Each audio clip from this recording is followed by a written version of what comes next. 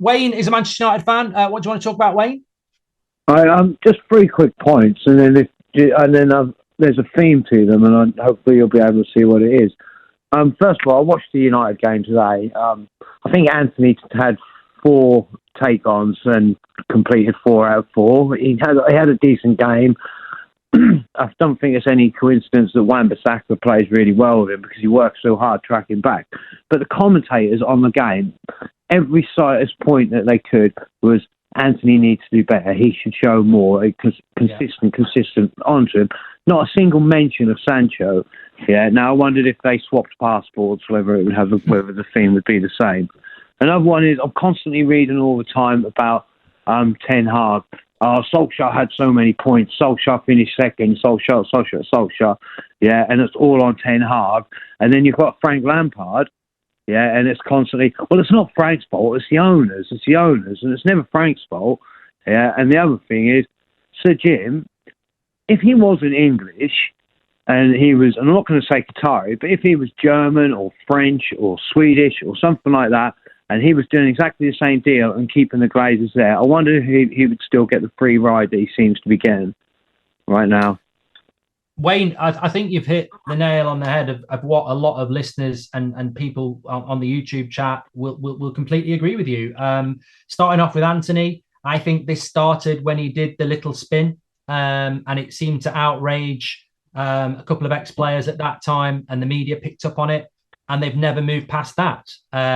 Flamboyance is all right if you play for England, but if you come in from abroad and do it in our league, it's automatically your card is marked, and I don't know why that is. And I think Anthony could have had a 10 out of 10 game today. Probably should have scored 2 and set 2 more goals up. But I still think even though he's got the potential to be something great, and he works so hard, and yet he's got this ridiculous opinion amongst some people that he's bang average. And I also agree with you about Ten Hag. Remember, they didn't want Ten Hag; they wanted Pochettino. So it's almost like they're fake smiles with some of these people, and they're just waiting for them to fall and fail. I've heard Simon Jordan.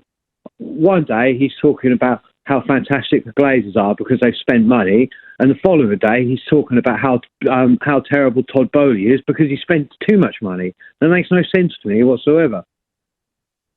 Yeah, well, Wayne, thank you very much for calling in there. Very, very interesting. I don't know whether that happens with other clubs. I mean, Manchester United fans get very frustrated by this in the main because it does seem to be that, Bruno Fernandes will get treated differently to Harry Maguire as captain. Erik Ten Hag will get treated differently to Frank Lampard. Anthony will get treated different to Sancho.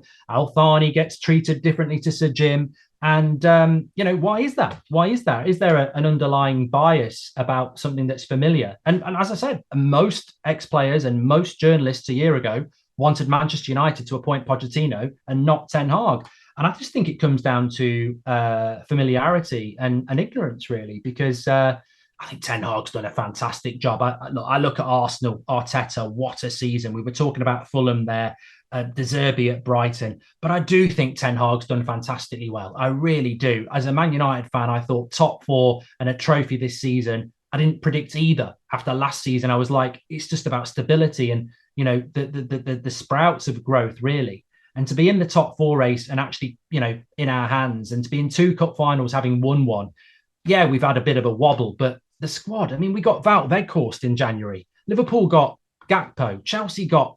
Oh God, I lose a list of what Chelsea got. We got Wout Weghorst, and he runs around a lot, but he ain't that good. And yet, look at us compared to Chelsea and Liverpool. I think Ten Hag's done a great job, and again, probably doesn't get the credit for some reason. I don't really know why, but I think Wayne's hit on a great point there.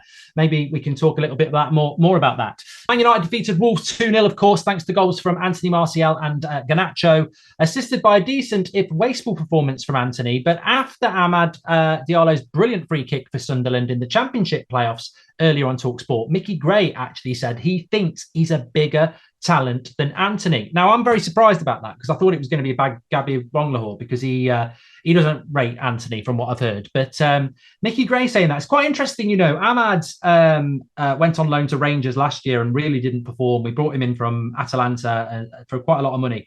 And he's really well liked and he's got a great reputation. But this season, brilliant. Sunderland, Championship is the place to go and develop if you want to be a future player in the Premier League, and he has blossomed.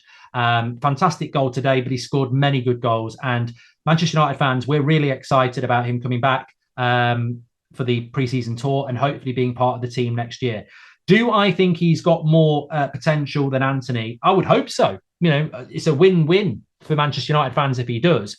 But I do think, like Wayne called in earlier, I do think Antony is massively underrated. I call it the Jack Grealish effect. I think that Jack Grealish in his first season at Manchester City, and considering he played in the Premier League for a few years with Aston Villa, was very subdued. I thought it was a very average first season at Manchester City for Jack Grealish. And I think Antony, who's never played in the Premier League, has come to Manchester United and had an arguably better first season, even if it has been a bit sporadic. So I think next season we will see with Antony. His work rate is fantastic.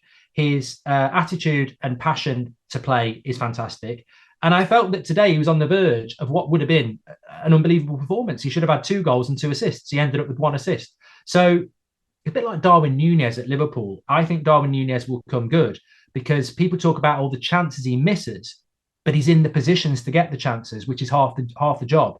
And I think Antony's a bit like that. I think he does most of his job well, but sometimes the decision-making is not right. And that's just development, coaching, and adapting to this Premier League. So, look, I hope Ahmad's going to be great, but I still have massive faith in Antony.